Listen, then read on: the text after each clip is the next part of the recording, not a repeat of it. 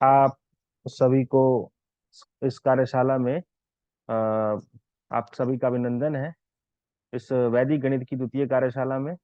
और आज हम लोग एक बहुत ही विशिष्ट प्रकरण को सीखने जा रहे हैं। और स्पेशली जो प्राथमिक कक्षा के संवर्ग के जो विद्यार्थी होते हैं, उनके लिए तो ये विधि बहुत ही आश्चर्यजनक है। और मस्तिष्क के कई सारे पार्ट्स को जो है एक्टिवेट करने वाली ये विधि है। तो मैं आपको बताऊं, हमारे यहाँ गणित में जो संक्रियाएं हैं, मूल संक्रियाएं हैं, वो जोड़ना और घटाना है। और बारंबार जब हम जोड़ कर लेते हैं तो उसको हम मल्टीप्लाई कहते हैं, मल्टीप्लिकेशन, गुणा। और ऐसे ही बारंबार किसी अंक को, संख्या को घटाते चले जाना, उसको हम डिवीजन बोल देते हैं, भाग कह देते हैं। लेकिन थोड़ा सा फर्क है इन दोनों में। खैर, तो आज जो मैं विषय लेने जा रहा हूँ, उस विषय का नाम है परम मित्र अंक। ये आप सभी को दिख रहा है? जी दिखाई दे रहा। दिख रहा है, ठीक है। तो ये परम मित्र अंक क्या होते हैं भाई? बेस्ट फ्रेंड, है ना। जैसे हम लोग एक दूसरे के, दो लोग आपस में बेस्ट फ्रेंड बन जाते हैं, ऐसे ही अंकों में भी ये तालमेल है कि वो एक दूसरे के बेस्ट फ्रेंड होते हैं। उसी को हम परम मित्र कहा जाता है। जैसे दो अंक हैं हमारे पास, और उन दोनों अंकों का योग यदि 10 है, तो वो परस्पर एक दूसरे के पूरक अंक अथवा परम मित्र अंक कहलाते हैं। जैसे एक में हम कितना जोड़ें कि 10 हो जाए? 9 जोड़ेंगे, तो हम ये कहेंगे कि एक का जो परम मित्र अंक है वो 9 हुआ। इसी तरह से दो का परम मित्र अंक 8 होता है, तीन का परम मित्र अंक 7 होता है, क्योंकि 3 और 7 को जोड़ने से 10 मिल जाता है। ऐसे ही 4 का 6, 5 का 5, 6 का 4, 7 का 3, 8 का 2, 9 का 1, ये आपस में परम मित्र कहलाते हैं। इसमें किसी को कोई संदेह? ये तो बड़ा सिंपल सा कॉन्सेप्ट है, ये तो समझ में आ ही गया होगा आप सभी के। है किसी को कोई दिक्कत? नहीं है। साक्षी जी, को समस्या आपको? नहीं गुरुदेव। ठीक है। अब क्या करना है? इन परम मित्र अंक की एक खासियत होती है। खासियत ये होती है, यदि इन अंकों का वर्ग निकाला जाए, है ना, वर्ग मतलब स्क्वायर, यदि इन अंकों का स्क्वायर निकाला जाए, तब ऐसी स्थिति में क्या होता है, इनका जो इकाई का अंक होता है वो बिल्कुल समान हो जाता है। जैसे जैसे आपको दो का स्क्वायर निकालना है तो कितना होगा? दो का वर्ग, दो की दो से गुणा करिए आपस में, तो आपको 4 मिल जाएगा। ऐसे ही 8 का वर्ग निकालिए आप। 8 का वर्ग कितना होता है? 64 होता है। अब आप दोनों की तुलना करिए कि दो के वर्ग में इकाई का अंक क्या है? दो के वर्ग में तो एक ही अंक मिला हमको, 4। और 8 का जो वर्ग होता है वो कितना होता है? 8 अट्ठे 64, 8 8 जा 64। 64। तो 64 में भी जो इकाई का अंक है वो 4 है, और 2 का जो इकाई का अंक है वह भी 4 है। तो कहने का तात्पर्य यह है कि जो दो अंक आपस में परम मित्र होते हैं, उनके स्क्वायर में यानी उनके वर्ग में भी इकाई का अंक बिल्कुल समान होता है। जैसे 1 और 9 आपस में परम मित्र अंक हैं, क्योंकि इन दोनों का योग 10 है। अब 1 का आप वर्ग निकालिए, 1 का वर्ग तो 1 ही होता है। 9 का वर्ग निकालिए, 9 9 जा 81। तो आप ध्यान से आप तुलना करिए कि 1 का वर्ग और 9 के वर्ग में इकाई का अंक क्या है? 1 है ना। ऐसे ही 3 और 7 का आप वर्ग निकालिए। 3 का वर्ग कितना होता है? 3 3 जा 9। और 7 का वर्ग कितना होता है? 7 7 जा 40। 49। तो देखिए 9 और 9 सेम हो गया। ऐसे ही 5 का वर्ग निकालिए, 5 पंजे 25, और 5 पंजे 25 सेम है। तो 7 का वर्ग निकालिए, 7 सत्ते 49, 9 हो गया, 9 हो गया। और 3 का वर्ग, 3 तिया 9, अभी 9 हो गया। तो परम मित्र अंकों का जो वर्ग होता है उसमें इकाई का अंक बराबर होता है, सेम होता है। और उसका प्रयोग हम लोग कहाँ करते हैं? इसका प्रयोग हम लोग वर्गमूल में करते हैं, है ना। इसका प्रयोग हम लोग, बहुत सारी संक्रियाएं हैं वैदिक गणित में, धीरे धीरे मैं आपको लेकर के चलूंगा। तो आइए अब हम लोग इसका प्रयोग करना सीखते हैं। तो हमारा जो आज का विषय है, वो विषय ये है कि इसके द्वारा, परम मित्र के द्वारा कैसे हम इसका प्रयोग व्यवकलन की संक्रिया में करते हैं। व्यवकलन किसको कहते हैं? सब्ट्रैक्शन को, घटाने को कहते हैं, घटाव को। अब जैसे मान लीजिए हमारे पास कोई एक नंबर है और वो नंबर है 40, चलिए 44 ही ले लेता हूं, और नीचे नंबर लिखा है 27। ठीक है, मुझे इसमें से माइनस करना है। तो अब बच्चों को जब हम ये कॉन्सेप्ट सिखाते हैं तो हम उनको कैरी का कॉन्सेप्ट बताते हैं कि भाई देखो, 4 में से 7 नहीं घटेगा, तो क्या करेंगे, उस वहां से 4 में से 1 ले लेंगे उधार, तो यहाँ पर हो गया 14। अब 14 में से घटाओ 7 तो कितने बचे? 7 बचे। वहां कितना रह गया? वहां रह गया 3। अब 3 में से 2 घटाओ तो कितने बचे? 1 बचा। तो भाई हमारा उत्तर आ गया 17। ठीक है, लेकिन ये जो कॉन्सेप्ट है ये थोड़ा सा जटिल हो जाता है शुरुआती दौर में, बच्चे कंफ्यूज भी हो जाते हैं। कुछ संख्याएं ऐसी हैं, जैसे मान लीजिए 100 है एक संख्या, अब 100 में से हमको घटाना है 26। तो अब ऐसी स्थिति में जब कैरी का प्रयोग करना हम सिखाएंगे तो वहां बड़ा दुष्कर कार्य है उनको समझाना कि भाई 0 में से 6 कैसे घटेगा, कैसे घटेगा। कौन बताएंगे हमारे बीच में जो घटाना जानते हो? साक्षी जी बताइए, 0 में से 6 कैसे घटेगा? कैरी करके। हाँ, देव कैरी लेके घटेंगे ये तो। कहाँ से लेंगे कैरी? हम ये 10 में से समझ लो ले लेंगे। 10 में से ले लेंगे हम, ठीक है। ये आपका 10 है, 10 में से आपने ले लिया, एक उधर आ गया आपका 10, और यहाँ रह गया आपका 9। तो 10 में से 6 गया 4 बचे, और 9 में से 2 गया तो 7 बचे। तो 74 हमारा उत्तर आ गया। लेकिन परम मित्र अंक जो है इसको बड़ा आसान कर देता है, बहुत आसान, वहां आपको कैरी लेना ही नहीं है। इस परम मित्र अंक के प्रयोग की जो सबसे बड़ी आश्चर्यजनक बात है वो ये है कि अगर आप इसका प्रयोग समझ गए तो आप बच्चों को हासिल लेना या कैरी लेना नहीं सिखाएंगे, बिना हासिल के ही आप घटाना सिखा देंगे। चलिए, तो इसी एग्जाम्पल को मैं ले लेता हूं। मैंने यहाँ लिखा था 44। आपको स्पष्ट दिख रहा है या मैं थोड़ा बड़ा लिखूं?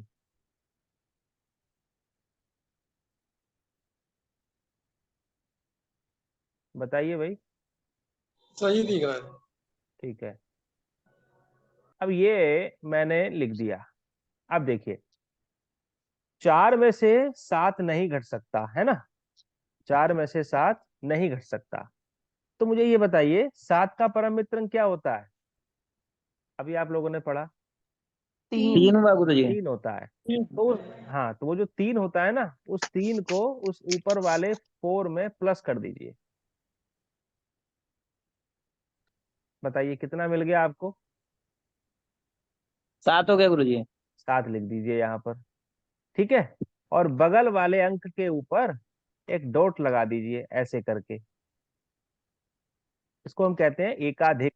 ठीक है, ये एकाधिक है, मतलब ये रिवर्स प्रोसेस है। वहां हम कैरी ले रहे हैं, यहाँ पर हम आगे हासिल को खिसका रहे हैं। आपने क्या किया, जब जब आपने यहाँ पर परमित्र अंक का प्रयोग किया तो क्या करेंगे आप, ठीक अगले वाले अंक पर आप एकाधिक एकाधिक का मतलब होता है एक अधिक।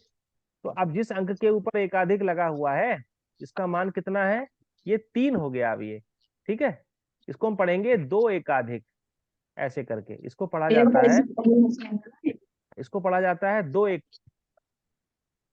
तो अब ये 2 एकाधिक का मतलब, 2 एकाधिक का मतलब होता है 3, यानी 3 को वैदिक गणित में इस तरह से भी लिखा जाता है, 2 के ऊपर ये हल्का सा डॉट लगा करके। इसको हम 2 एकाधिक कहते हैं, 3 का मतलब 2 एकाधिक। तो अब ये 3 है। अब देखिए 4 में से 3 घटाना बड़ा आसान है, तो कितने बचेंगे? 4 में से 3 गए तो 1 बचेंगे। ठीक है, तो ये 17 आपका उत्तर आ गया। मुझे बताइए, किसी को कोई समस्या इसमें?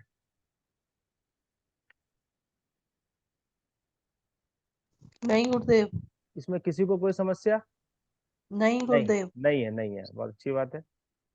तो चलिए अब आगे बढ़ते हैं, अगला एग्जाम्पल ले लेते हैं। अगला एग्जाम्पल और भी इससे, इसको आपको इस विषय वस्तु को क्लियर कर देगा। मैंने एक नंबर लिया है 38 और मुझको माइनस करना है इसमें से 29। ठीक है, अब देखिए, अब 8 में से 9 को हम माइनस नहीं कर सकते, है ना? तो क्या करेंगे हम? 9 का परम मित्र अंक क्या होता है? 1। 1 हो, तो उस 1 को ऊपर वाले अंक में जोड़ दीजिए, तो आपको कितना मिल जाएगा? 9 जोड़ हो गया करके गुरुजी। हो गया, उस 9 को यहाँ लिख दीजिए। ठीक है, अब यहाँ पर आपने परम मित्र अंक का प्रयोग किया, तो परम मित्र अंक का प्रयोग किया तो ठीक उससे आगे वाले अंक के ऊपर एकाधिक लगा दीजिए।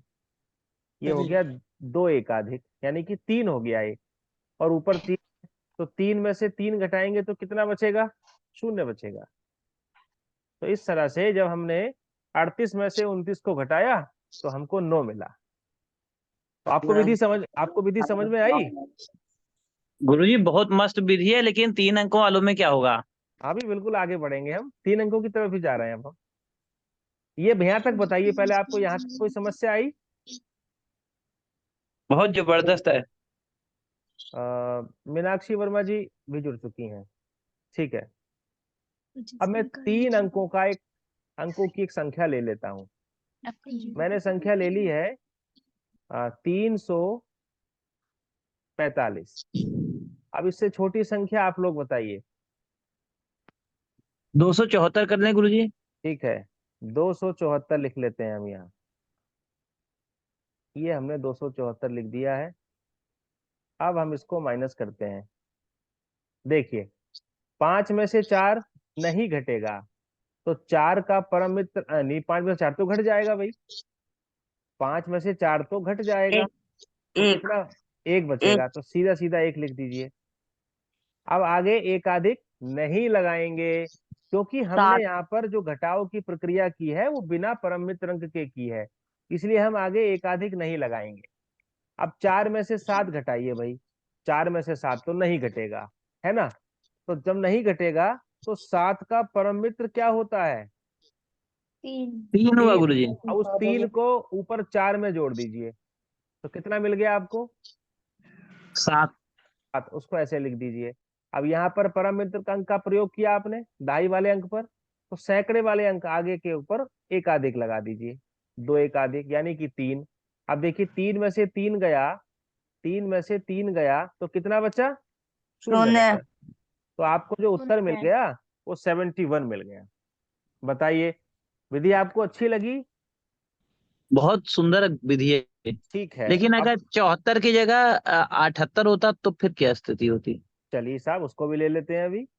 345 में से हमको घटाना है, 345 में से 278 घटाना है। ये यही कहना चाह रहे हैं ना शुक्ल जी? जी गुरुजी। देखिए, 8 का परम मित्र 2 हो गया, 5 2 7 हो गए। हाँ, 5 में से 8 नहीं घटेगा, तो 8 का जो परम मित्र है वो 2 होता है, उस 2 को 5 में जोड़ दीजिए आप। 7 के स्थान पर 8 हो गया। 7 मिल गया। 8 अब यहाँ 8 का परम परम मित्र, मित्र 8 का परम मित्र हाँ, 2 गया, आ जाएगा। परम मित्रन का प्रयोग किया है तो आगे एकाधिक लगाएंगे। हाँ, तो ये हो से 8 गया परम 7 एकाधिक। 7 एकाधिक का मतलब क्या होता है? 8। 8 8 होता है ना, तो 4 में से 8 नहीं घटेगा, 4 में से 8 नहीं घटेगा, तो जो 8 है उस 8 का परम मित्र क्या होता है? 2। 2 हो गया गुरुजी। 2 को 4 2 में 4 6 हो गया। तो 6 6 हो हो गया। गया। फिर आगे एकाधिक लगा दीजिए। 3 हो गया, अभी 3 0। 3 हो गया, 3 में से 3 गया तो 0 बच गया। देखिए शुक्ल जी, 67 मिल गया। बताइए, उत्तर सही है हमारा? बहुत सुंदर, एकदम जबरदस्त गुरुजी। ठीक। अब हम 4 अंकों पे ले लेते हैं, बड़ी संख्या ले लेते हैं। जैसे हमारे पास एक संख्या है 4000, अब मैं जीरो वाली ले लेता हूँ, 4032 है। ठीक है, और इसमें हमारे साथ साक्षी जी जुड़ी हैं। साक्षी जी बताइए, आप अगली संख्या 4 अंकों की आप बताइए। 2 7 2 4 7 3 और 4 3 4 3। ठीक,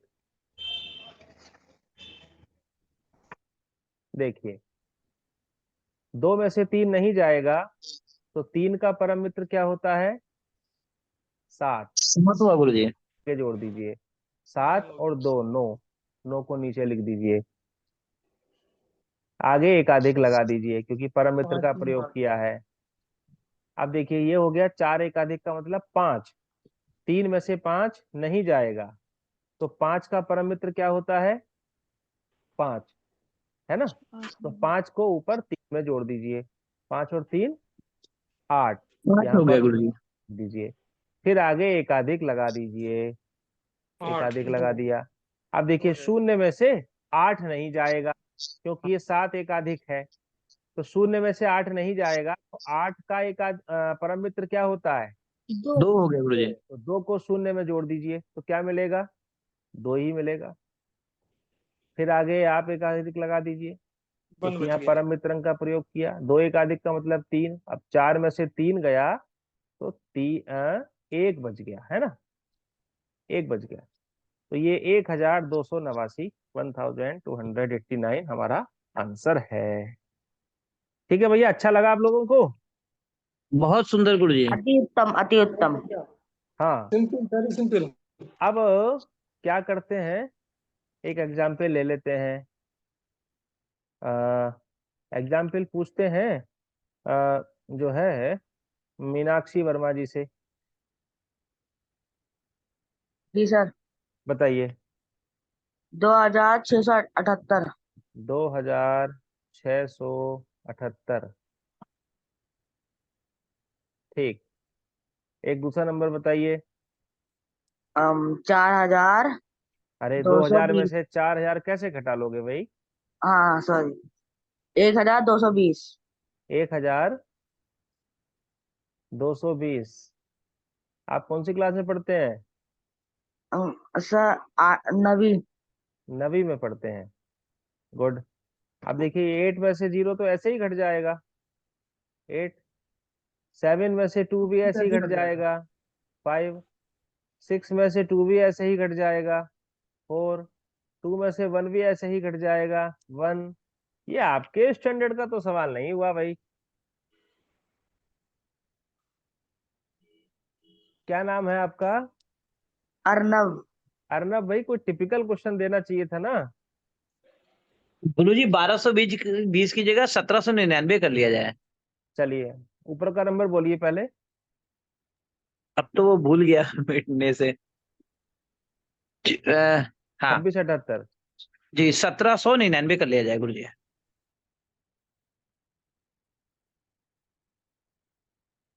ठीक है, 1799। हाँ ये कुछ ठीक है, इसमें कुछ दम लगा, कुछ मेहनत करनी पड़ेगी। देखिए 8 में से 9 नहीं जाएगा, तो 9 का परम मित्र होता है 1। 1 को 8 में जोड़ दीजिए, 9 मिल गया। आगे एकाधिक लगा दीजिए। क्या हो गया ये? 9 एकाधिक। 9 एकाधिक का मतलब क्या होता है? 10 हो गया गुरुजी। 10 हो गया। अब देखिए 10 तो हो गया, अब 10 का तो परम मित्र होगा ही नहीं, क्योंकि परम मित्रंक वो जोड़े होते हैं जिनका परस्पर योग 10 हो जाए। तो यहाँ पर 10 का परम मित्र क्या होगा? 0 होगा। 10 में कितना जोड़े कि वो 10 ही रहे, तो वो कितना होगा? 0। 0 हो गया गुरुजी। 0 को आप 7 में जोड़ दीजिए, तो कितना मिलेगा आपको जब 0 में 7 जोड़ेंगे तो? 7 आ गया गुरुजी। ठीक है, फिर एकाधिक लगा दीजिए आप। अब कितना हो गया?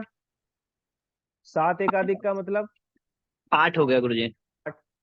और 6 में से 8 नहीं जाएगा, तो कितना बचा? 8 का 8 का परम परम मित्र है मित्र 2। 2। 2 को 6 में जोड़ दिया तो 8 हो गया। फिर एकाधिक लगा दिया और ये 2 हो गया, 2 में से 2 गया तो ये आपका 0 हो गया। यही आंसर आएगा। जी गुरुजी। जी सर।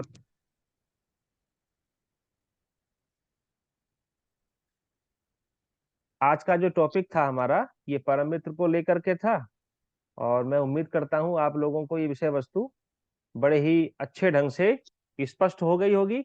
वैदिक गणित में ऐसे जादुई तरीकों को जानने के लिए आप लोग निरंतर वैदिक गणित को पढ़ते रहिए।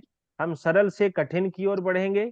अभी जोड़ घटा गुणा भाग सीखने के बाद में फिर हम स्क्वायर रूट पर आएंगे, क्यूब रूट पर आएंगे, त्रिकोणमिति को सीखना हम सीखेंगे निकालना, ठीक है। और हम लोग उसके बाद फिर हम लोग एरिया पर चलेंगे, क्षेत्रफल कैसे निकाला जाता है वैदिक गणित के द्वारा, आयतन कैसे निकाला जाता है, इन सारी चीजों को समझेंगे। डिफरेंशिएशन, इंटीग्रेशन में इसका क्या प्रयोग है, ये हम लोग सीखेंगे, है ना। तो ये बिल्कुल ज्ञान का भंडार है, अपरिमित भंडार है। और जितने गहरे डुबकी हम लोग लगाएंगे उतने ही हमको अच्छे अच्छे सुंदर सुंदर रत्न भी मिलेंगे। तो ठीक है। क्लास का समय बढ़ा दीजिएगा, क्योंकि एक टॉपिक बहुत छोटा सा लग रहा है। नहीं नहीं, थोड़ा थोड़ा चलेंगे ना तो बदहजमी नहीं होगी, थोड़ा थोड़ा खाएंगे तो, ज्यादा खाएंगे तो बदहजमी हो जाएगी, पेट खराब हो जाएगा। तो थोड़ा थोड़ा सार सार को लेते रहिए और सीखते रहिए, ठीक है। तो कल को अगली कार्यशाला जब होगी सूचित कर दिया जाएगा आप लोगों को। तब तक आप बहुत सभी का धन्यवाद बहुत बहुत। ओम सर्वे धन्यवाद गुरुजी। सर्वे सन्तु निरामया, सर्वे भद्राणि पश्यन्तु मां कश्चित् दुःख भाग् भवेत्। ओम शांति ही शांति ही शांति ही।